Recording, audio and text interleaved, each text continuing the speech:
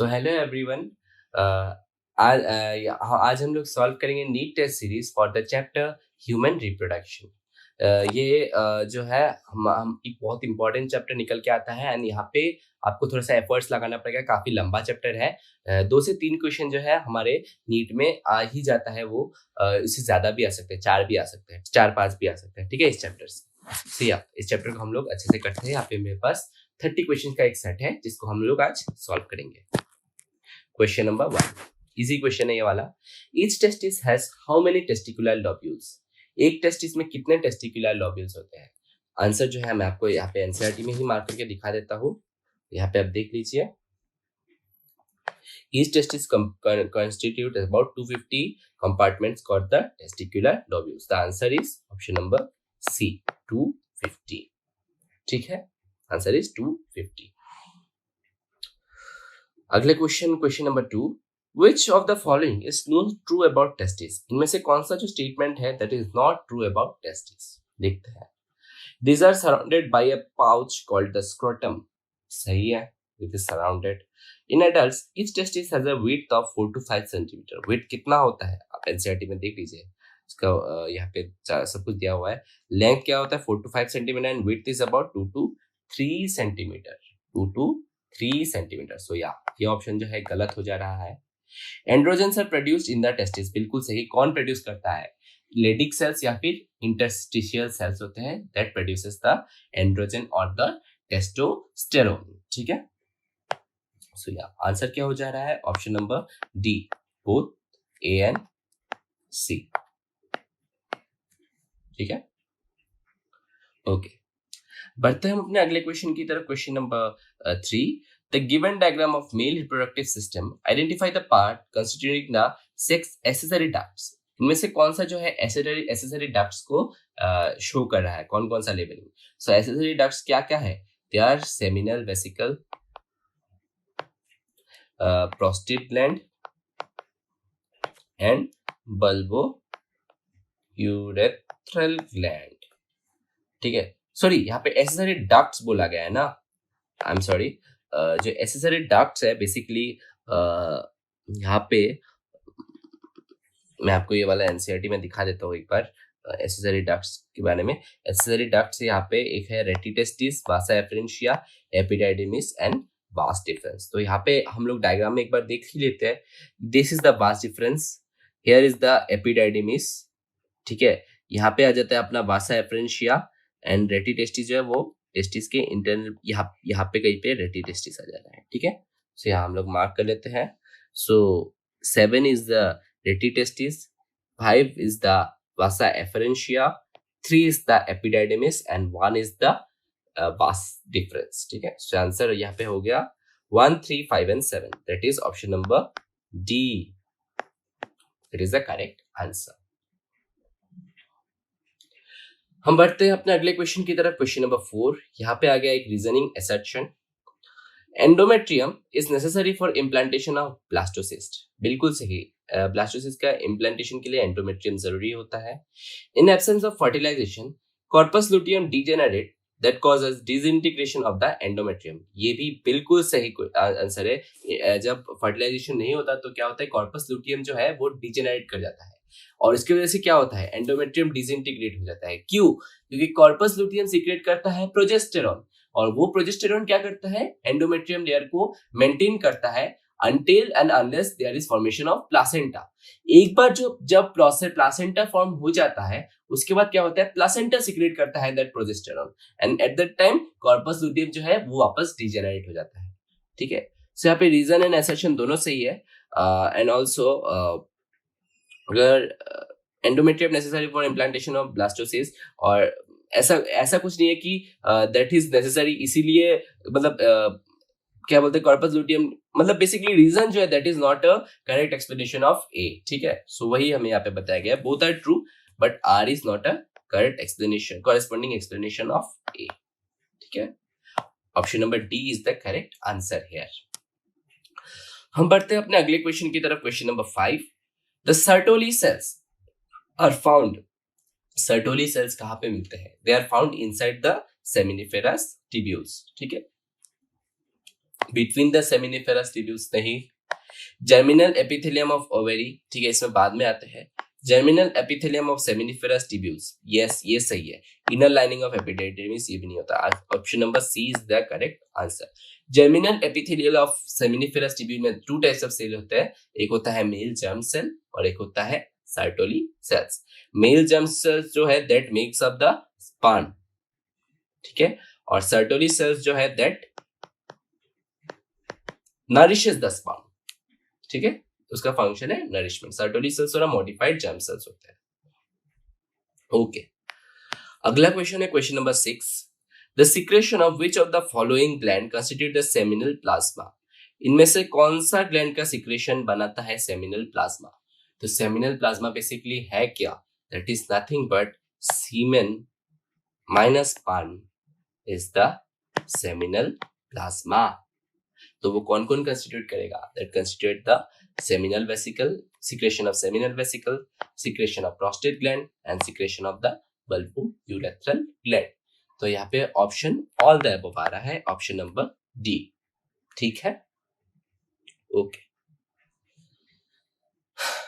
हम बढ़ते हैं अपने अगले क्वेश्चन की तरफ। Question number 7, how many of the following statement about ovaries are true. इनमें से कौन सा स्टेटमेंट ओवरीज के लिए सही है?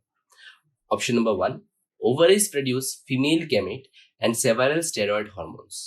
ovaries produce female gamete and several steroid hormones। ये जो स्टेटमेंट है ये कंप्लीटली एक it is not a several steroid hormones। हाँ एक्चुअली सही है, that produces a female gamete as well as several steroid hormones, जैसे ईस्ट्रोजन वगैरह। जो ईस्ट्रोजन और प्रोजेस्टेरॉन दोनों एक स्टेरॉइड हार्मोन है जो कि कौन प्रोड्यूस करता है? द ओवेरीज, ठीक है। सो आंसर यहाँ पे हो जा रहा है ऑप्शन नंबर 1 इज करेक्ट। फिर क्या है? Each ovary is about 2 to 4 centimetre in length. ये हम लोग एनसीईआरटी में एक बार देख लेते हैं। ओवरी का जो साइज है that is about 2 to 4 centimetre in length, यहाँ पे दिया हुआ है, ठीक है। सो ये अगेन एक करेक्ट स्टेटमेंट है। Ovaries are connected to the pelvic wall and uterus by tendons. ये गलत है, वो टेंडन से कनेक्ट नहीं होता। वो किससे कनेक्ट होता है? They are connected by ligaments, ovarian ligaments, ठीक है। Ovaries produce the human chorionic gonadotrophin hormone only during pregnancy. बिल्कुल सही। ईसीजी जो है that is the marker of pregnancy. Basically हम लोग जो भी प्रेगनेंसी टेस्ट वगैरह होते हैं उसमें बेसिकली एचसीजी को ही नापा जाता है, ठीक है। सो या it is again a correct option. So यहाँ पे कितने ऑप्शन करेक्ट है? 3 ऑप्शन करेक्ट है, ऑप्शन नंबर बी। ओके, हम बढ़ते हैं अपने अगले क्वेश्चन की तरफ। क्वेश्चन नंबर 8, in the given figure of female reproductive system, हमें 1 2 3 4 को आइडेंटिफाई करना है। सो 1 क्या है? 1 इज फिम्ब्रिए, 1 इज फिम्ब्रिए। 2 क्या है? 2 इज द सर्विक्स या फिर सर्वाइकल कैनाल, ठीक है। सो या सर्वाइकल कैनाल। 3 क्या है? 3 is the endometrium and 4 is the isthmus part of the fallopian tube, ठीक है। Okay, so option number A is the correct labelling.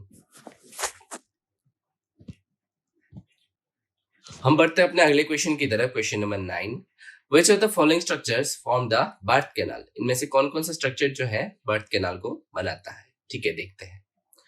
Cervical canal, cervix सही है, दोनों सही है। व्हाट अबाउट हाइमेन, ये भी एक पार्ट है उसका। वेजाइना अगेन ये भी सही है, बट यूटेरस जो है वो एक पार्ट। अच्छा, यूटेरस भी तो होना चाहिए बेसिकली। बर्थ कैनाल यहाँ पे एनसीईआरटी में दिया हुआ है क्या? एक बार देख लेते हैं हम लोग एनसीईआरटी में।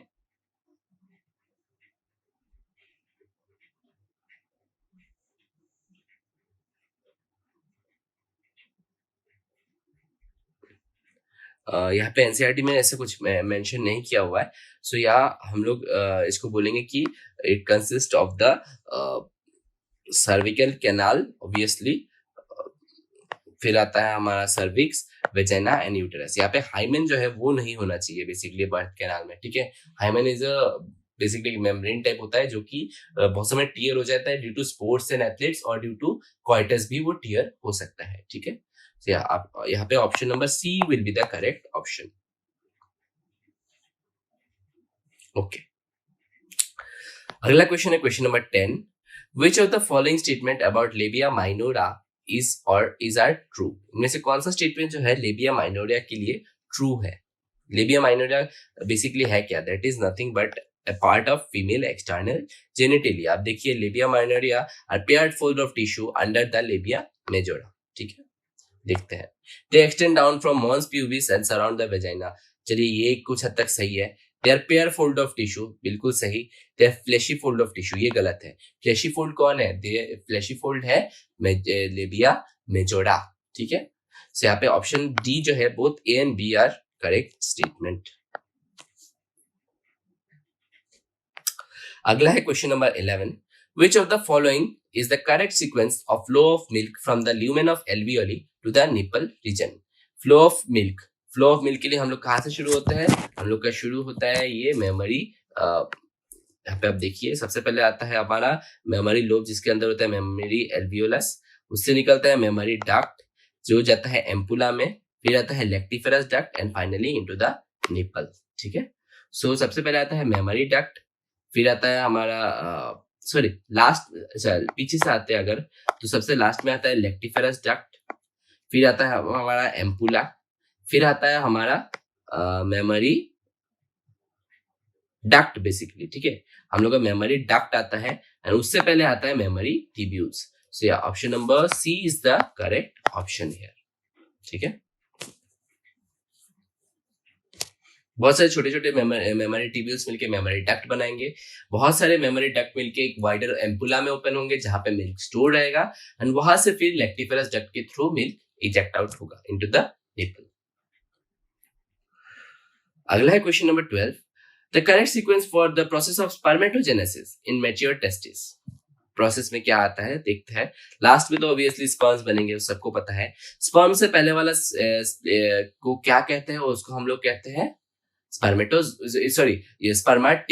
स्पर्म्स का एक और नाम क्या होता है? स्पर्मेटोजुआ. तो स्पर्म से पहले आता है अपना स्पर्मेटेट. उससे पहले क्या आता है? उससे पहले आएगा spermatocyte, primary and secondary spermatocyte. तो स्पर्मेटोसाइट आ गया और जो मदर सेल है उसको क्या कहते हैं? स्पर्म मदर सेल को हम लोग कहते हैं स्पर्मेटोगोनिया. ठीक है, spermatogonia. Option number D is the correct matching sequence. ठीक है, ओके. हम लोग बढ़ते हैं अपने अगले क्वेश्चन की तरफ. Question number 13. How many of the following structures are haploid? यहाँ पे कुछ स्ट्रक्चर्स है, उनमें से कौन कौन सा हैप्लॉइड है देखते हैं. चलिए, secondary spermatocyte that is haploid, बिल्कुल सही. स्पर्मेटोजोआ दैट इज हैप्लॉइड, ये भी सही है. Spermatogonia that is diploid. ठीक है, तो ये नहीं होगा. प्राइमरी oocyte जो है that is not haploid basically. ठीक है, primary oocytes are not haploid, this are diploid. So ये नहीं होगा. फर्स्ट पोलर बॉडी बिल्कुल ये हैप्लॉइड होगा. And what about zygote that is diploid. So यहाँ पे 1 2 3 जो स्ट्रक्चर्स है they are haploid. So answer is option number B 3.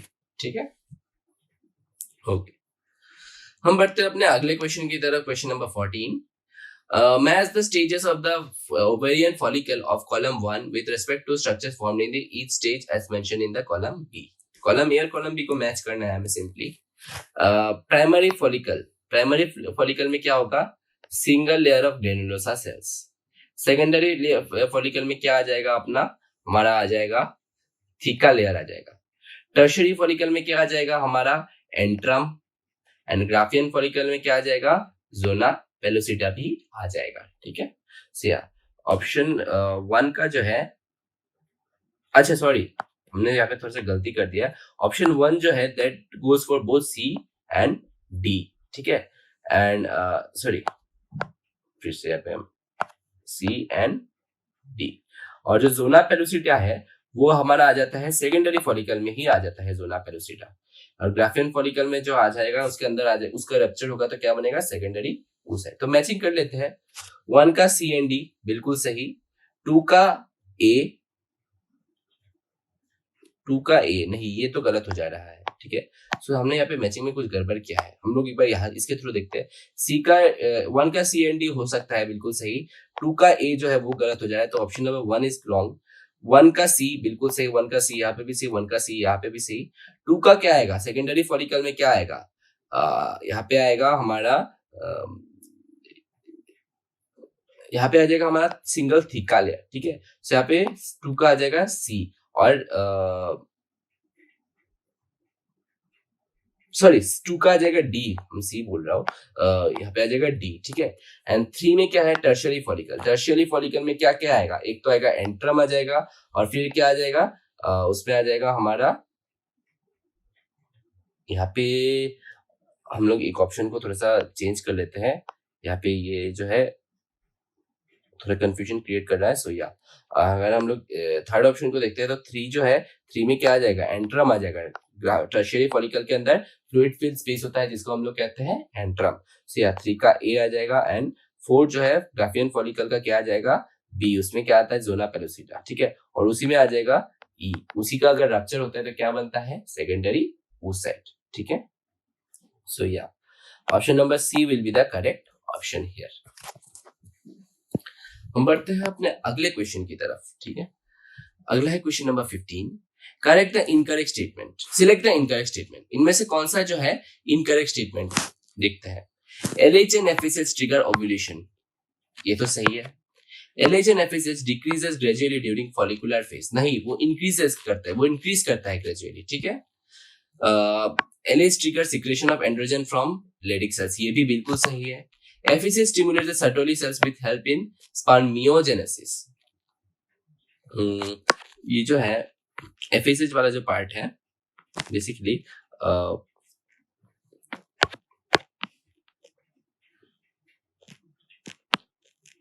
यहाँ पे अगर हम लोग इसके बारे में बात करें, FSH acts on the and stimulate secretion of factors which helps in spermiogenesis. वो डायरेक्टली spermiogenesis में हेल्प नहीं करता, वो पहले कुछ फैक्टर्स को रिलीज करने में हेल्प करता है, जो कि इंटर्न हेल्प करता है इन spermiogenesis. So yeah, ये वाला ऑप्शन जो है ये कंप्लीटली करेक्ट नहीं है। So option number D will be the answer here, that is the incorrect statement, ठीक है। ओके, सो हम बढ़ते हैं अपने अगले क्वेश्चन की तरफ। Question number 16, choose the incorrect statement. Option A, ovum is release during end of each menstrual cycle, नहीं, एंड में नहीं, कौन से में, mid of the menstrual cycle में रिलीज होता है, दैट इज एवरेज में हम लोग उसको पकड़ते हैं in the 14th day, that is the ideal, ठीक है। Menstrual phase last for 3 to 5 days, बिल्कुल सही, that is the correct statement. Graafian follicles transforms into corpus luteum, बिल्कुल सही, और वो क्या सीक्रेट करेगा, progesterone. LH search induces rupture of Graafian follicle, ये भी बिल्कुल सही है। सो यहाँ पे गलत कौन सा हो गया, option number A, that is the incorrect statement. हम बढ़ते हैं अपने अगले क्वेश्चन की तरफ। Question number 17, which of the following events is not associated with ovulation in human females? इनमें से कौन सा इवेंट जो है that is not associated with ovulation in human females? देखते हैं। LH सर्च बिल्कुल सही, LH सर्च होगा तभी तो ओव्यूलेशन होगा।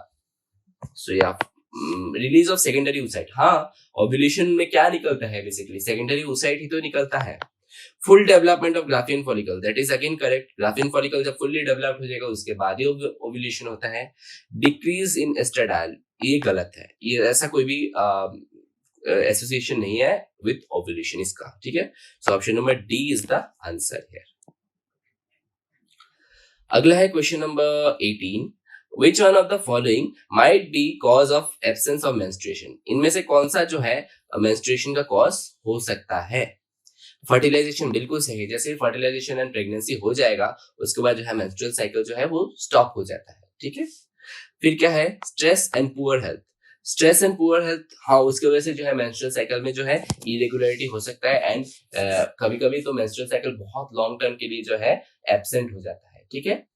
Menopause, that is obvious cause, अगर मेनोपॉज के बाद तो मेंस्ट्रुएशन होने का सवाल ही नहीं होता, ठीक है। तो यहाँ पे option number D, all the above is the correct answer, ठीक है। अगला है question number 19, in the given figure of a human ovary 1 2 3 4 smart structures are respectively, 1 2 3 and 4 क्या है एग्जैक्टली, ठीक है। 1 क्या है, 1 इज अ प्राइमरी फॉलिकल, 2 क्या है, 2 is a basically it is a Graafian follicle, ठीक है।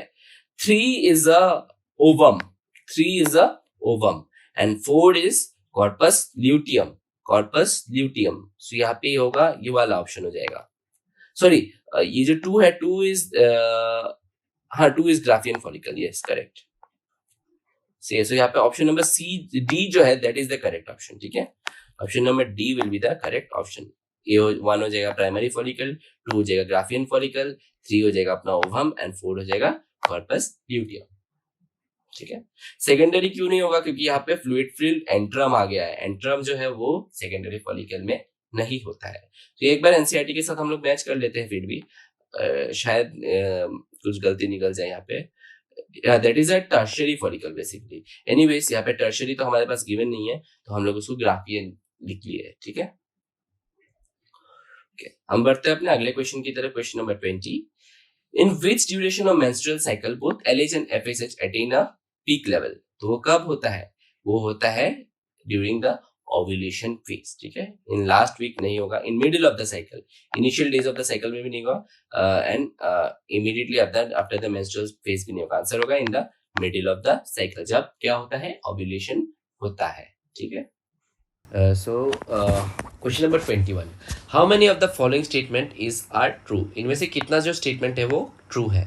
Option number 1, fertilization takes place in the ampullary region, बिल्कुल सही, वो एम्पुला में होता है फर्टिलाइजेशन।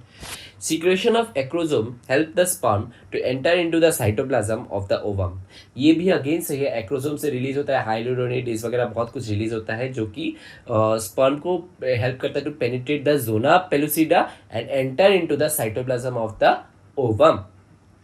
ये अगेन एक करेक्ट ऑप्शन है। Meiotic division starts as the zygote moves through the oviduct and it is called cleavage, ठीक है। zygote moves through the oviduct and it is called the cleavage, जो division होता है, but वो meiosis नहीं होता, वहां पे क्या होता है, माइटोसिस होता है, माइटोटिक डिवीजन होता है, ठीक है। सो इसलिए ऑप्शन गलत हो जा रहा है। अगला है the morula continues to divide and transform into blastomere, बिल्कुल सही। So option number 4 is correct. So यहाँ पे हमारे पास 3 करेक्ट ऑप्शन है, so answer is option number C 3, ठीक है। हम बढ़ते हैं अपने अगले क्वेश्चन की तरफ, question number 22। Finger like projection that appear on the trophoblast after implantation, वो क्या है। आर फिमडीए, नहीं, they are not fimbriae. They are surrounded by uterine tissue and maternal blood, बिल्कुल सही, they are surrounded by uterine tissue and maternal blood. They are called chorionic villi, yes they are called chorionic villi, or chorionic villi which is surrounded by uterine tissue and maternal blood that together constitute and forms the placenta, ठीक है। सो यहाँ पे option D जो है वो correct हो जाएगा, both B and C option दोनों के दोनों करेक्ट है, ठीक है। अगला है question number 23, which of the following about placenta is incorrect, इनमें से कौन सा जो है प्लासेंटा के रिगार्डिंग इनकरेक्ट है। तो देखते हैं, चलिए। It facilitates supply of oxygen, nutrients and to the embryo and also removal of carbon dioxide and waste material produced by the embryo, बिल्कुल सही। Placenta is connected to the embryo through the umbilical cord, हाँ वो umbilical cord के through ही connected रहता है, ये again एक correct option है। Placenta produces several hormones like relaxin which is released only during pregnancy, ये भी बिल्कुल सही है। It is a structural and functional unit between developing embryo and the maternal body, ये अगेन एक सही स्टेटमेंट है। सो यहाँ पे हमें थोड़ा सा एनसीईआरटी में देखना पड़ेगा, एग्जैक्टली मुझे भी थोड़ा सा कंफ्यूजन लग रहा है यहाँ पे।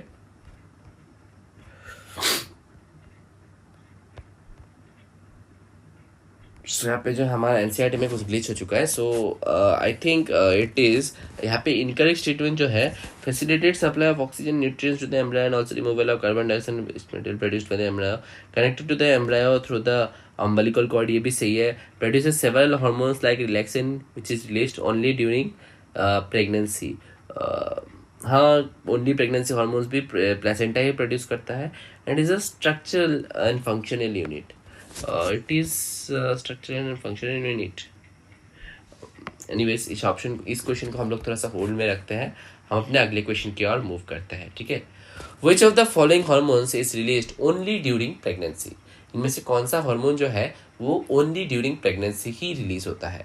So the answer here is, हमारा थोड़ा सा फिर से ग्लिच हो गया है हमारा टेक्निकल। So आगे हमारा क्वेश्चन वापस, which of the following hormone is released only during pregnancy? Relaxin, prolactin, LH and oxytocin.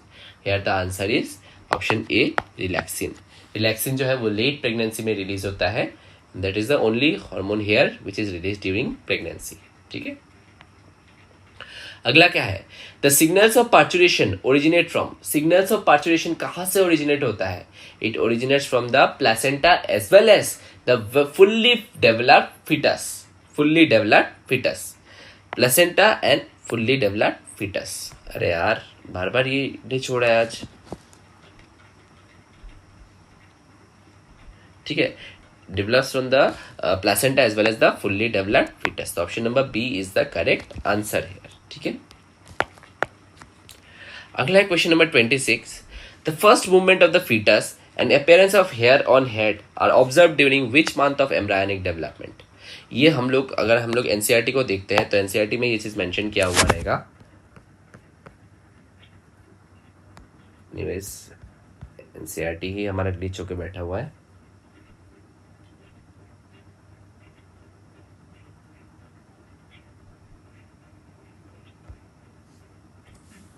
हाँ,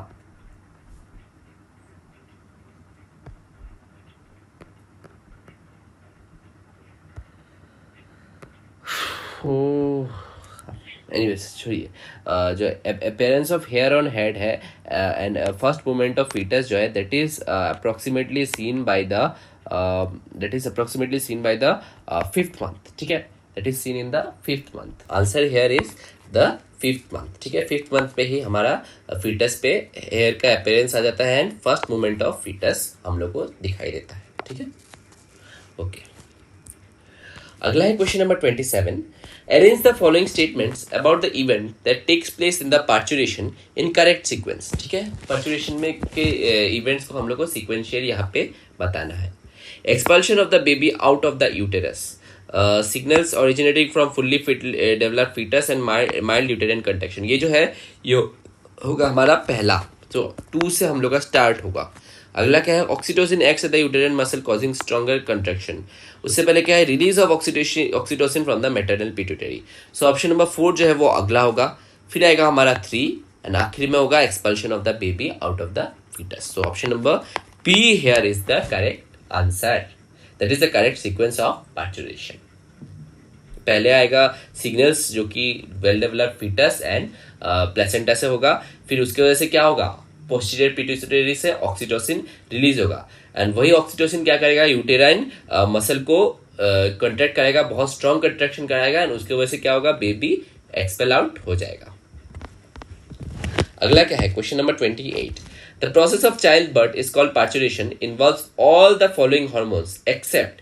इनमें से कौन कौन सा जो हार्मोन है वो पार्चुरेशन में यूज होता है. सो ये इसका आंसर आपको एनसीईआरटी में कहाँ पे मिलेगा, जो समरी वाला पार्ट होता है ना, वो अगर आप पढ़ोगे तो वहां पे आपको मिल जाएगा. It is the answer is cortisol, estrogen and oxytocin. ठीक है, कॉर्टिसोल, एस्ट्रोजन एंड ऑक्सीटोसिन.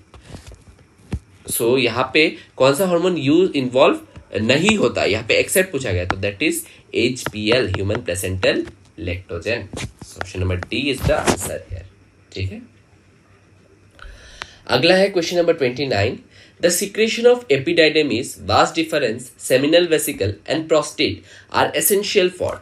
इनका जो सिक्रेशन है वो किस लिए यूज होता है, that is help for capacitation of sperms, maturation of sperms, motility of sperms. Capacitation of sperms तो नहीं होगा क्योंकि कैपेसिटेशन ऑफ स्पर्म कहाँ पे होता है, that occurs inside the female reproductive tract. ठीक है, और क्या है, maturation of sperm and motility of sperm. बिल्कुल, they are help in maturation of sperm as well as motility of sperm. So option number both B and C are correct. Option number D is the answer question number 29 का. ठीक है, अगला है हमारा आज का आखिरी question, that is question number 30. Which of the following statements are true for spermatogenesis? इनमें से कौन सा जो स्टेटमेंट है that is true for spermatogenesis but do not hold true for oogenesis. But again वो किसके लिए ट्रू नहीं है, oogenesis के लिए ट्रू नहीं है. देखते हैं. It results in formation of haploid gametes. ये तो दोनों के लिए ट्रू है, सो ये तो नहीं होगा. 1 एलिमिनेट हो जा रहा है. Differentiation of gamete occurs after completion of meiosis. Differentiation of gamete occurs after completion of meiosis. ये जो है ये स्पर्मेटोजेनेसिस के लिए ट्रू है but that is not true for oogenesis. ठीक है, सो या it is correct. Differentiation meiosis occurs continuously in mitotically dividing stem cell population. Mitotically dividing stem cells में मियोसिस ऐसा कुछ तो नहीं है. सो या 3 तो नहीं होना चाहिए. ठीक है, हम इस ऑप्शन में थोड़ा सा बाद में आता है, 3 को हम लोग थोड़ा सा छोड़ देते हैं। It is controlled by luteinising hormone and follicle stimulating hormone secreted by anterior pituitary. वो तो एंटीरियर पिट्यूटरी से, हाँ yes, luteinising hormone and follicle stimulating hormone से ये दोनों के दोनों। So this is true for both spermatogenesis and oogenesis, ठीक है, ऐसा नहीं है कि वो किसी एक के लिए ट्रू है। सो या ये भी गलत हो जा रहा है। And what about fifth, it is initiated at puberty, so that is true for spermatogenesis, but oogenesis कब से शुरू हो रहा है? फ्रॉम द एम्ब्रायोनिक लाइफ से। सो या फिफ्थ वाला भी सही है। सो यहाँ पे 3 वाला जो है दैट इज अगेन ट्रू। सो यहाँ पे 2, 3 एंड फिफ्थ वाला जो ऑप्शन है that is the correct option, that is true for spermatogenesis and not true for oogenesis. So yeah, 2, 3 and 5, 2, 3 and 5 option number सी में है। सो हम लोग एक क्वेश्चन को छोड़ के गए थे, तो उस पर हम लोग वापस आते हैं। That was our question number 23। So यहाँ पे हम लोग का जो है, हम लोग यहाँ पे कुछ एक चीज जो है हम लोग यहाँ पे चेंज कर लेते हैं। यहाँ पे हम लोग एक लाइन जो है उसको हम लोग चेंज कर लेते हैं, तो हम लोग का आंसर मिल जाएगा।